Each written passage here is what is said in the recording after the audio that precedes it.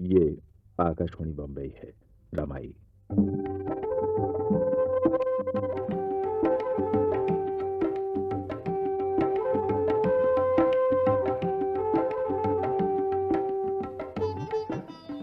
महान जननेता और भारतीय संविधान के जनक डॉक्टर बाबा साहेब अम्बेडकर की प्रथम पत्नी थी रमाबाई। वो एक आदर्श भारतीय महिला थीं। रमाबाई का जन्म 1897 में हुआ और 9 वर्ष की अल्पायु में ही उनका विवाह भी हो गया। स्वयं अनपढ़ होते हुए भी अपने पति की उच्च शिक्षा और प्रगति के लिए उन्होंने अपना सब कुछ दांव पर लगा दिया। उनके त्याग और सहयोग से ही भारतीय जनता को बाबा साहेब अम्बेडकर जैसे महान दृष्टा की प्राप्ति हुई।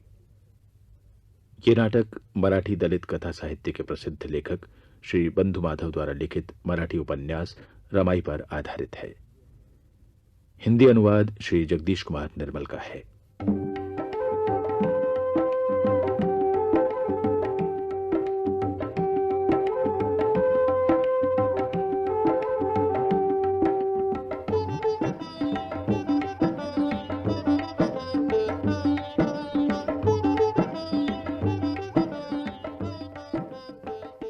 तो आइए सुने रमाबाई की जीवन गाथा पर आधारित धारावाहिक नाटक रमाई की पहली कड़ी।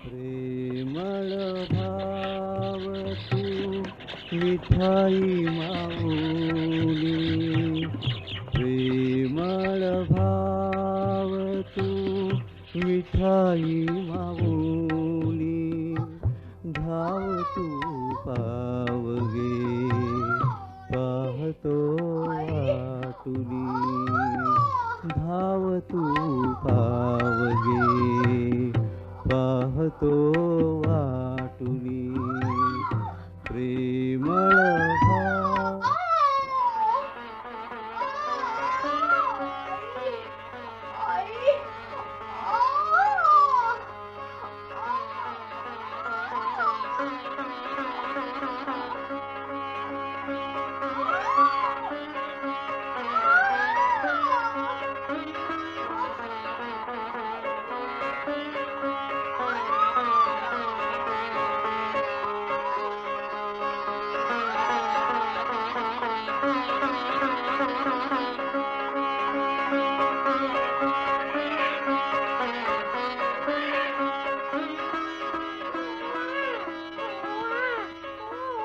अरे भीखू काका, रखमा काकी की बेटी पैदा हुई है। क्या बेटी? हे भगवान, पांडुरंग देवा, तेरी कृपा। मैं मैं बाप बन गया। अरे वाह वाह वाह, कैसी सुंदर बिटिया जन्मी है रखमा ने। इतनी सुंदर है कि देखने से मैली हो जाए। क्यों लक्ष्मी? मैं कहती हूँ अप्सरा जन्मी है, अप्सरा। सच्ची? बधाई हो भीखू धोता। अरे बधाई हो, बहुत बहुत बधाई जी, हो। जी।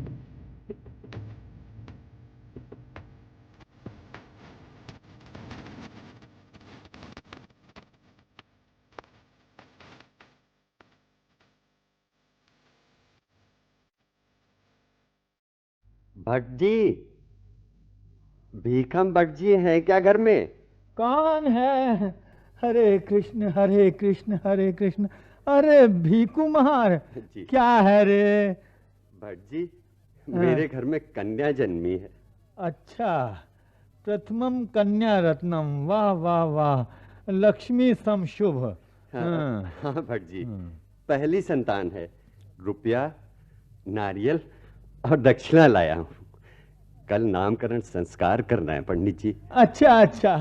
अरे रामिया, ओ रामिया। आया जी। अरे देख, ये भीखू दक्षिणा लाया है, ले ले। और हाँ, उस पर गौमूत्र छिड़क कर पहले पवित्र कर लेना, समझा? फिर उसे घर में ले जाना। हाँ भट्ट जी, हाँ। एक ही प्रार्थना है, जरा पोथी में देखकर बिटिया का नाम रख दो। हाँ हाँ, पर भले माना जरा दूर हटकर खड़ा हो, दूर हो थोड़ा। तेरी छाया अगर मुझ पर पड़ गई तो फिर से नहाने धोने का प्रपंच करना पड़ेगा। छी छी। जी हाँ महाराज, जी हाँ। मैं तो रास्ते पर और दूर सरक जाता हूँ महाराज। हाँ, और दूर सरक जाता। अच्छा अच्छा, तू जरा दूर ठहर, मैं पंचांग लाता हूँ। हरे कृष्ण हरे कृष्ण हरे कृष्ण हरे कृष्ण हरे कृष्ण। कौन से दिन किस काल में जन्मी है लड़की तेरी, बोल। जी बुधवार को। हाँ सुबह सुबह। हाँ सूरज उगते समय जन्मी है बेटी। हाँ, यानी कि प्रातः सूर्योदय के समय। जी हाँ, हाँ? जी हाँ, जी हाँ। हाँ, शुभम भवतु शुभम भवतु। ज्येष्ठ मासे शुभ मासे तृतीया कन्या जन्मे मंगलम।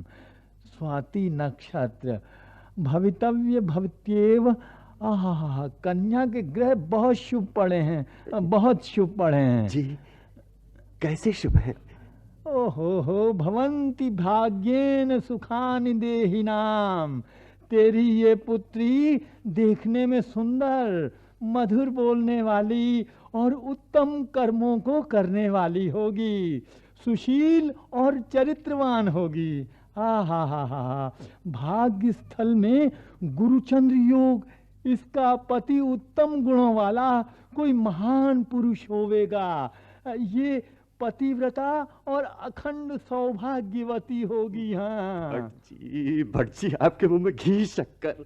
पर भला मेरे जैसे गरीब और छोटे आदमी के घर में जन्मी कन्या को ऐसे भाग्य।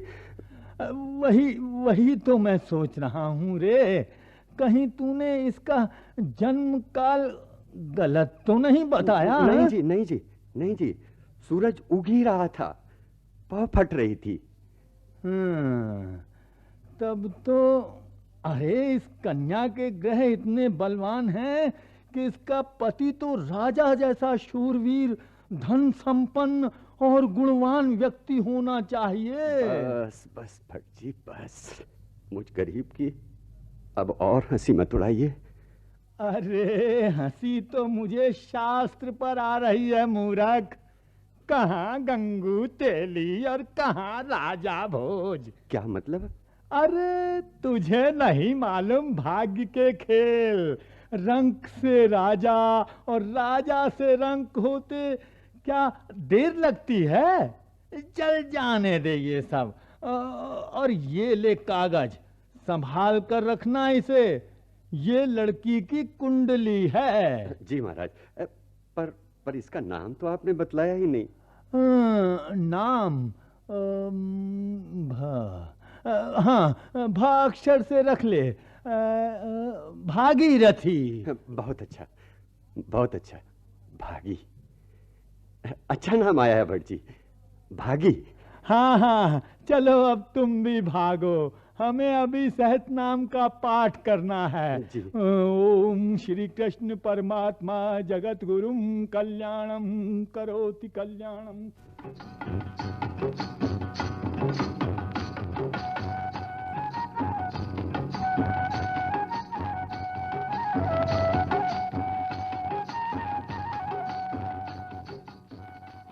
किस बाई किस दोडका किस दोडक्याची फोड लागते गोड अनेक तोड बाई अनेक तोड।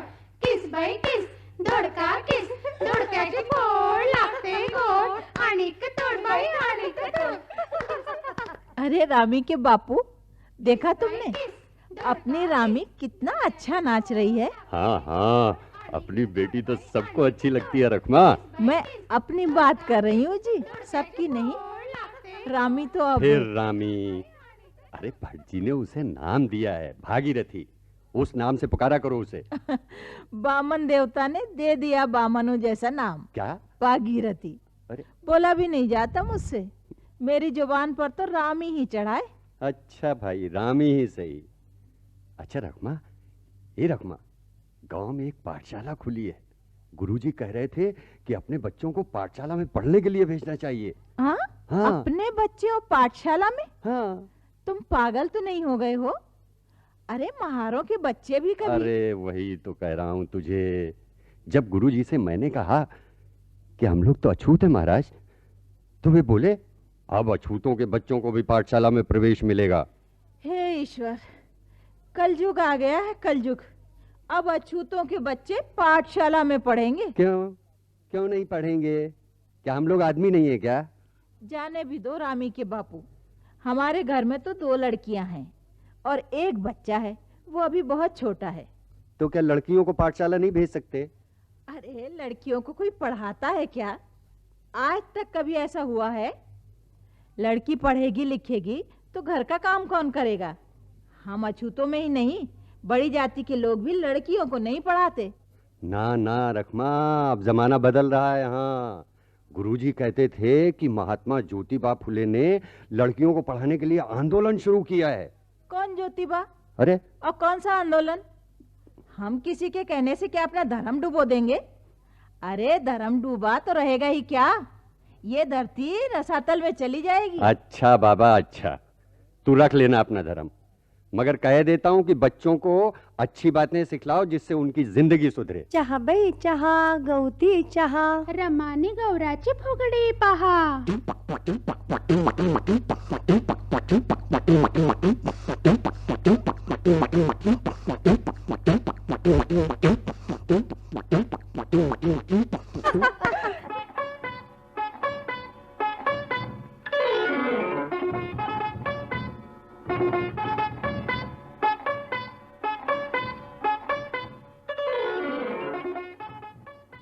माँ हमें कहानी सुनाओ ना माँ। हाँ माँ, आज तो हम कहानी सुनकर ही छोड़ेंगे माँ। हाँ हाँ कहानी सुनाओ ना माँ।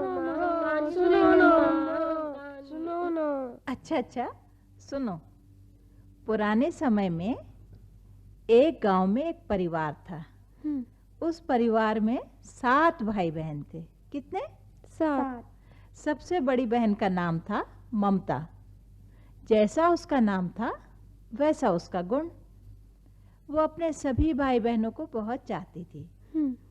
उसे अगर कुछ खाने को मिलता तो वो सब में मिलकर बांटकर खाती थी। उन भाई बहनों के प्यार की बात चारों ओर फैल गई। भाई बहनों में ऐसा प्यार न धरती पर देखा न स्वर्ग में। जब ये बात देवताओं तक पहुंची तो एक देवता ने सोचा क्यों न इनकी परीक्षा ली जाए। देवता धरती पर आए, उस गांव में आए, उस घर में जाकर बड़ी बहन के हाथ में एक बहुत बड़ा पोड़ा देते हुए कहा, बेटी मैं तुझसे बहुत खुश हूँ, इसलिए तुझे ये मिठाई दे रहा हूँ, पर एक शर्त है, ये सिर्फ तेरे लिए है। इसमें से अपने छोटे बहन भाइयों को कुछ न देना। पोड़ा देकर देवता तो अदृश्य हो गए, पर बहन से न रहा गया। उसने अपने 7 बहन भाइयों को बुलाकर वो पोड़ा दिखाया। तो सभी ने कहा कि जब देवता ने सिर्फ उसी के लिए मिठाई दी है तो उसे सबको नहीं बांटनी चाहिए। बहन हंसकर बोली, देवता को मालूम नहीं होगा कि हम 7 एक ही हैं। उसने जब पोड़ा खोला तो उसमें सिर्फ चावल का 1 दाना था। कितने? 1। हाँ, बहन ने उस दाने के 7 भाग किए और सब में बांट दिए। देवता प्रसन्न होकर फिर प्रकट हो गए और बोले, मैं तुम्हारे आपसी प्यार से बहुत प्रसन्न हूँ। जो चाहिए वो वर मांग लो। बोलो क्या चाहिए? बहन ने कहा, हे देवता महाराज, देना है तो ऐसा करो कि हम भाई बहनों का प्यार हमेशा ऐसा ही बना रहे, क्योंकि आपसी प्यार से बढ़कर दुनिया में कुछ नहीं है। देवता ने कहा, ऐसा ही होगा, और वो चले गए। माँ, क्या हम भाई बहनों में ऐसा प्यार नहीं हो सकता? जरूर हो सकता है, और होना भी चाहिए। खुद तकलीफ उठाकर भी एक दूसरे की मदद करने से ही प्यार बढ़ता है। माँ, हम आपस में ऐसा ही करेंगे। मैं, पार्वती और शंकर ऐसे ही भाई बहन बनेंगे। जरूर जरूर। अच्छा, रात बहुत हो गई है, अब सो जाओ।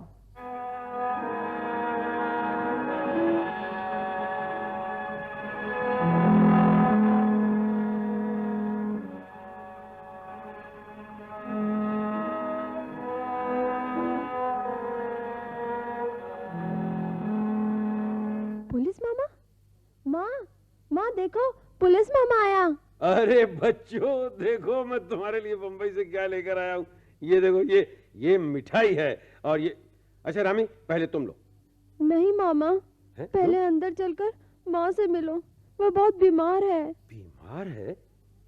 अरे मुझे तो मालूम ही नहीं। चलो चलो अंदर चलो। माँ, माँ देखो तो कौन आया है। जीजी। कौन? जीजी। अरे भैया। हाँ जीजी। अरे तेरी 100 साल की उम्र है भैया। तुझे को याद कर रही थी मैं। जीजी तुम बीमार थी तो एक चिट्ठी तो लिखवा दी होती मुझे। कौन है यहाँ लिखने पढ़ने वाला भैया? पर भगवान के घर में अंधेर नहीं है, आखिर भेज ही दिया तुझे। हाँ भेज दिया। मरी रे। अरे अरे अरे क्या हुआ जीजी? जीजी क्या हुआ? अरे ये तो बेहोश हो गई। देखो ना मामा, देखो ना मामा जी, इसे ऐसा ही होता है। बहुत जोरों से पेट में दर्द होता है। हाँ। और ये बेहोश हो जाती है। अरे तो डॉक्टर की दवा दारू कुछ? डॉक्टर की दवा बाबा लाकर देते हैं। आज तबीयत बहुत बिगड़ रही है। हाँ। इसलिए डॉक्टर को बुलाने ही गए हैं। अरे इसको तो बुखार भी है। कितना तप रहा है शरीर।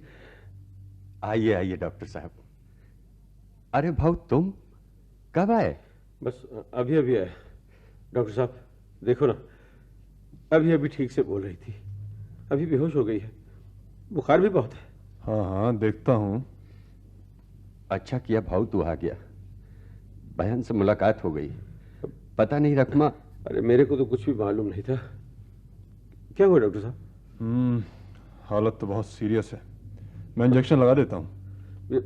यानी ईश्वर मालिक है। जी जी जी जी भैया। हाँ जी जी। मेरा भैया आया है ना? हाँ हाँ जी जी हाँ, मैं ये रहा देखो। अरे मैं चली जा रही हूँ रे। जी जी होश संभालो। कौन संभालेगा मेरे छोटे छोटे बच्चों? चिंता मत करो जी, तुम्हें कुछ नहीं होगा। डॉक्टर ने इंजेक्शन दिया, हम है ना जी जी। हाँ, हाँ। और मेरे मालिक रामी के बाबा, मेरे मालिक। जी जी जी जी जाना नहीं रकमा। जी जी जी जी रकमा जी जी रकमा जी जी मुझे अकेला छोड़कर चली गई, मेरा संसार सूना कर गई। रकमा रकमा रकमा नहीं, रकमा नहीं।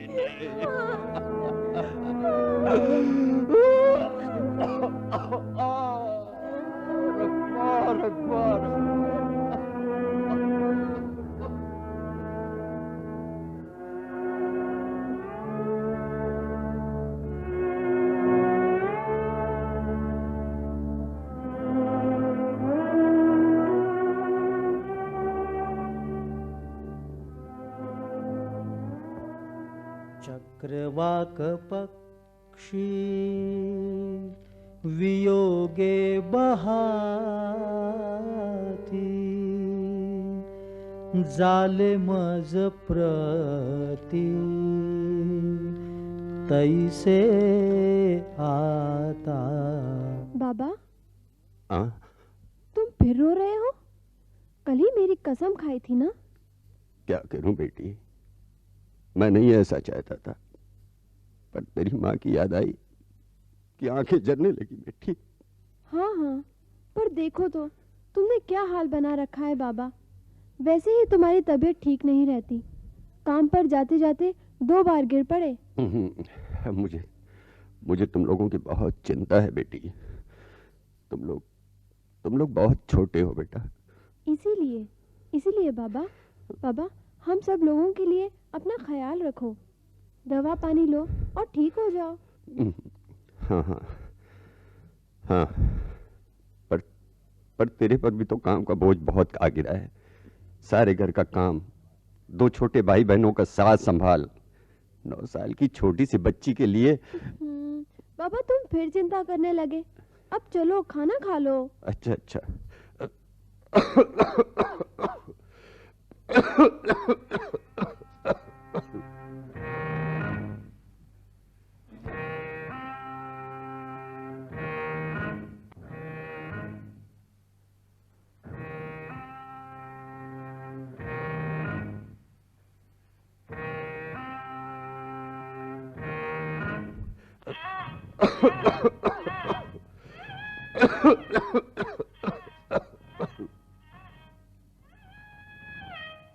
जीजी बाबा कब आएंगे?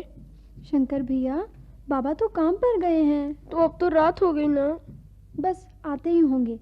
तुम्हें भूख लगी है ना, खाना दूं?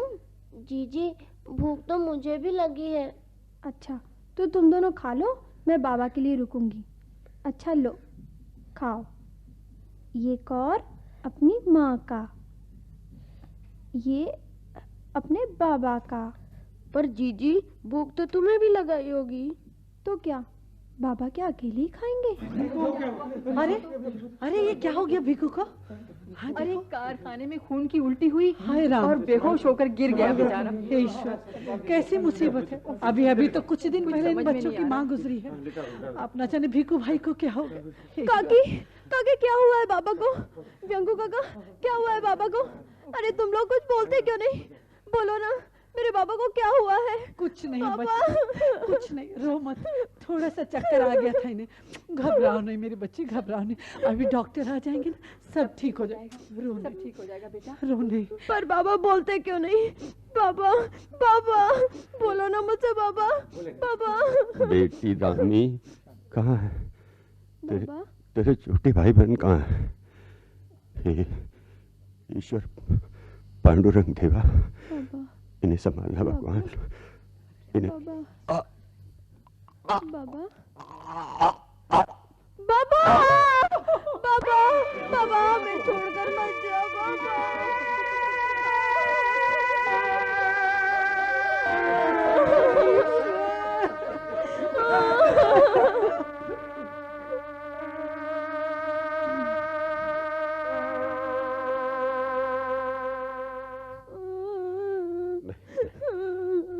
नहीं बेटे, नहीं बेटे रामी, रोते नहीं बेटा। मैं हूं ना तुम्हारा मामा, मैं तो हूँ। रोते माँ गई, हाँ पापा गए, अब कोई नहीं रहा ना हमारा बेटे मामा। ना, ऐसा नहीं बोलते बेटे। मैं हूं ना, अपनी प्यारी बहन के बच्चों को अनाथ थोड़े होने दूंगा बेटे। चलो सब मेरे साथ बम्बई चलो बेटा। तो शाबाश भैया, पुलिस भैया शाबाश, तुमसे यही उम्मीद थी। भगवान तुम्हारा भले करेगा भैया, तुम्हारा भला करेगा। तुम्हारे साथ बच्चे जाएंगे तो इनकी भी जिंदगी सुधर जाएगी। फिर हाँ, ले जाओ भैया। हाँ, हाँ बहन जी, जैसे मेरे बच्चे वैसे मेरी बहन के बच्चे। चल रामी चल बेटी, तैयारी कर ले। आज ही हम लोग बम्बई निकल चलते हैं। चल तैयारी कर। हाँ मामा।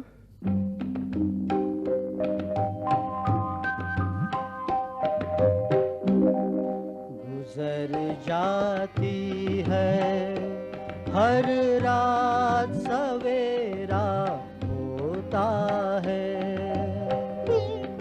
गुजर जाती है हर रात, सवेरा होता है।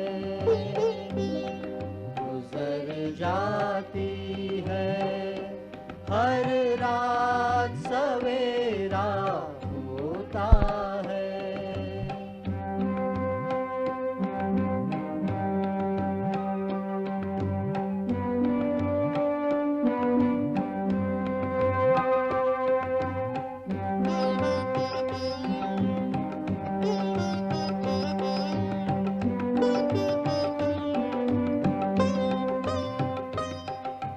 तूफान से ना घबरा प्यारे, नहीं हमेशा रहता है। जिसका न हो कोई भी, उसका ईश्वर होता है। तूफान से ना घबरा प्यारे, नहीं हमेशा रहता है। जिसका न हो कोई भी, ईश्वर होता है। गुजर जाती है हर रात सवेरा होता है। गुजर जाती है हर रात सवेरा होता है।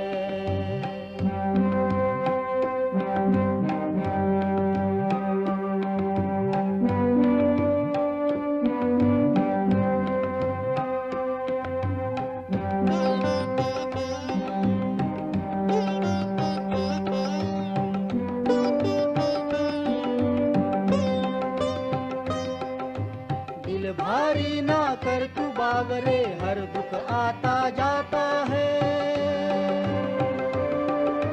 दुख का पतझड़ हो तो निराश, सुख का वसंत आता है।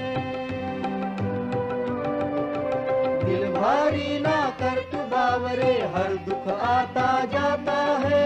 दुख का पतझड़ हो तो निराश, सुख का वसंत आता है।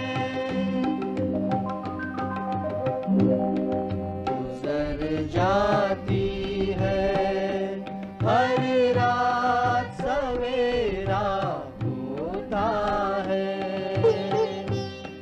गुजर जाती है हर रात सवेरा होता है। सवेरा होता है। सवेरा होता है।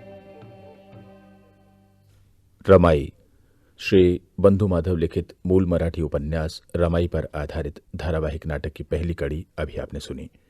हिंदी अनुवाद श्री जगदीश कुमार निर्मल का था। इसमें भाग ले रहे थे हेमलता दीपक, लक्ष्मी शर्मा, प्रकाश मिश्रा, विजय शंकर पांडे, दीप्ति सोनी, साकेत साहनी, इरफाना शरद और राज जोशी। संगीत भूमानंद बोगम का था और प्रस्तुतकर्ता थीं कांचन प्रकाश संगीत।